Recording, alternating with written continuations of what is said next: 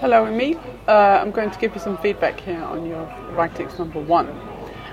You will probably already have seen the revised version of your text on IceCore with all my corrections and commentary, etc. I am going to kind of try and sum up that commentary and as well as my general impression of your text in this video. So I'm going to be talking about the organization and structure of your text, about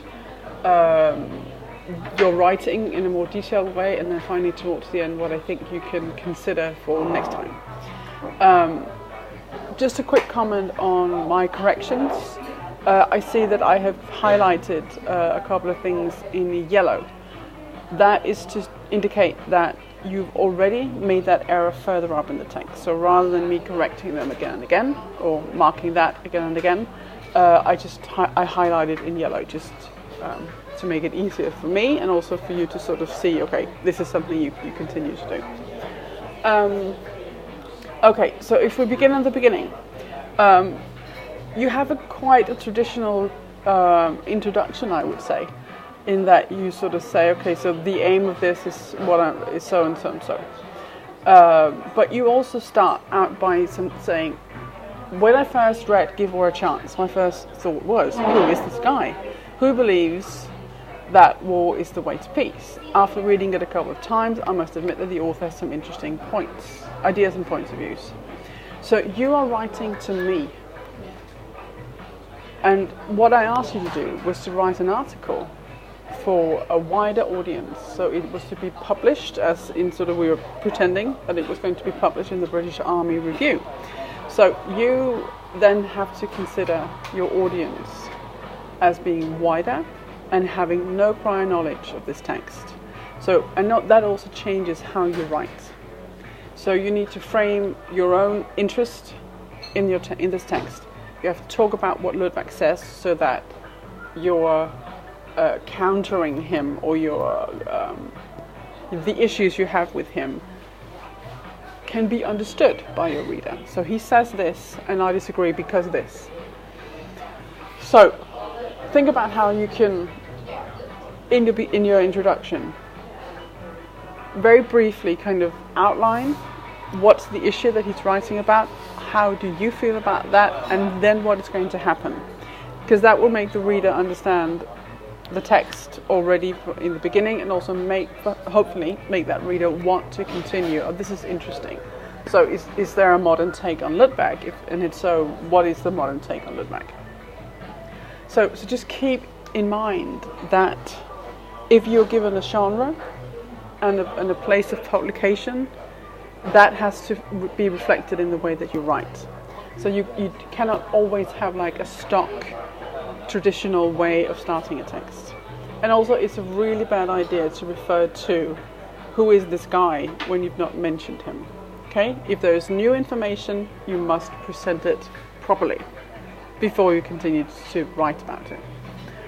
Okay, so that's the introduction. Moving on to your paragraphs. They are quite short. And when I look at a text with relatively short paragraphs, my ears kind of go, what's going on here? Is it because this person is able to really very briefly and very succinctly and very precisely say what he or she means?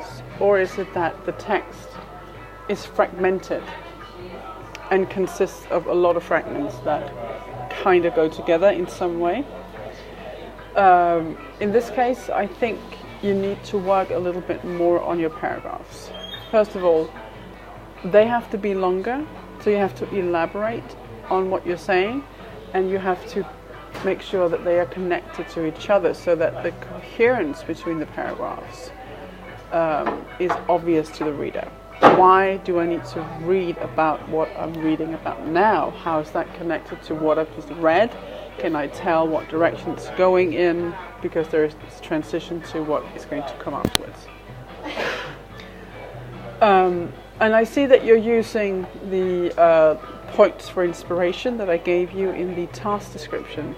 Again, in terms of this genre, it doesn't make sense to your reader. Why would you choose those? So make sure that you've made up your mind about what to write, and then you create a structure. And focus the text on this, so that you have a clear message and that this is what you're writing about. What I would suggest that you do in your editing phase is you try and adopt the perspective of the reader.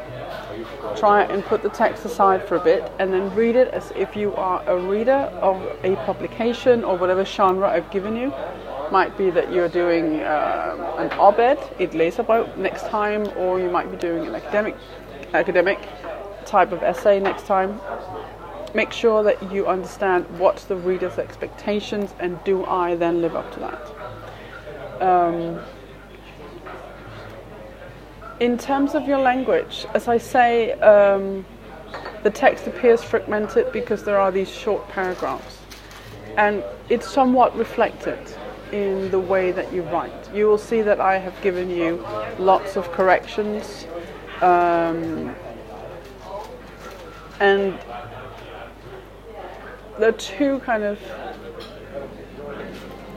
categories that you tend to make errors in, but there are not that many within those two categories. So can't tell you that if you work on the possessive case and subject-verb agreement, det er ejefald og kongruens på dansk, that if you work on those, it's all solved. It's other types of errors as well. And this kind of fuzzy language. What I usually say to people is that in this case, it might help you. Obviously, training more writing helps, but it can also help you to read more. To read something that is out of the ordinary, where you pay attention to the language, because most people are able to imitate writing, like sentence structures, phrasing, noticing how two words always come together,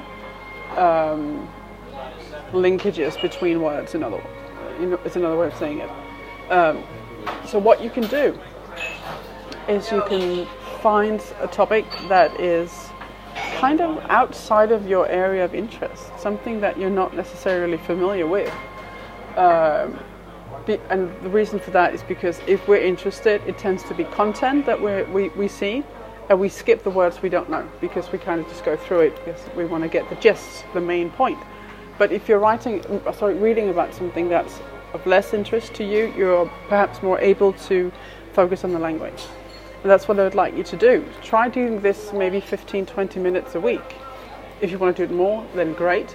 But most people can manage 15-20 minutes a week, where you find a website or a book or whatever, and then read something outside of your comfort zone that's not too difficult, but a little bit more than kind of what you are used to, a little bit harder than what you're used to. And then notice the language. Pay attention to it. Look up words if you want to. That will give you more vocabulary also, which is always good. Everyone needs that.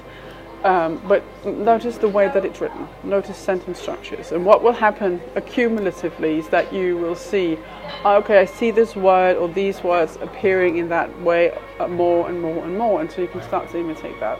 It does require that you stick to it. But it's a way of relatively pain-free way of getting more used to that. The other alternative, which is more labor-intensive, is that you decide on a part of this text that you want to rewrite and hand back to me. We can also do that if you feel like it. That's kind of up to you.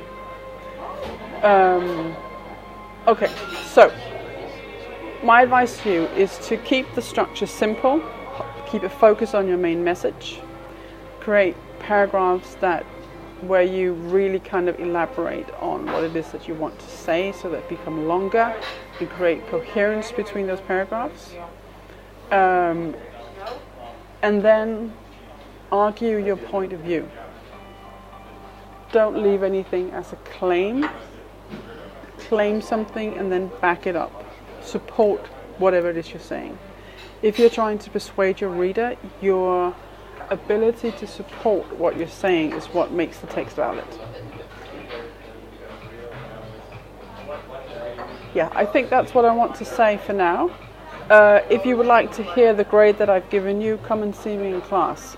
If you're someone who would rather focus on your own progression and how to make things better, not so much on that number, that's cool with me as well. That's what I prefer doing anyway, but for some people it's very useful to have a grade, so it's up to you, but you can come and see me in class if you feel like it. Okay, that's it. See you in class.